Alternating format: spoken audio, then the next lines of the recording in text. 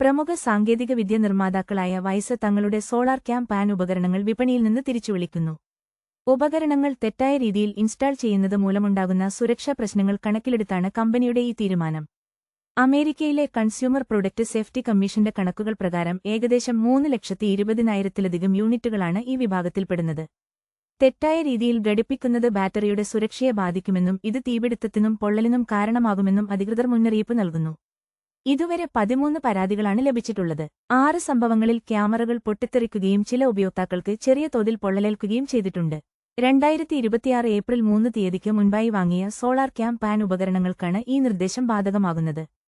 വായസഡ് ESCPWH എന്ന model നമ്പറിലുള്ള ഉപകരണങ്ങൾ ഉപയോഗിക്കുന്നവർ അതീവ ജാഗ്രത പാലിക്കണം. ബാധിക്കപ്പെട്ട ഉപഭോക്താക്കൾക്ക് സൗജന്യമായി പുതിയ ഉപകരണം നൽകുകയോ തുക പൂർണ്ണമായി തിരികെ നൽകുകയോ ചെയ്യുമെന്ന് വൈസ് അറിയിച്ചിട്ടുണ്ട്. കൂടുതൽ വിവരങ്ങൾക്ക് കമ്പനിയുടെ ഔദ്യോഗിക ഇമെയിൽ വിലാസത്തിലോ 888-832-7226 എന്ന ടോൾ ഫ്രീ നമ്പറിലോ ബന്ധപ്പെടാവുന്നതാണ്. തിങ്കൾ മുതൽ വെള്ളി വരെ രാവിലെ 8 മണി മുതൽ വൈകുന്നേരം 6 മണി വരെ ഈ സേവനം ലഭ്യമാണ്.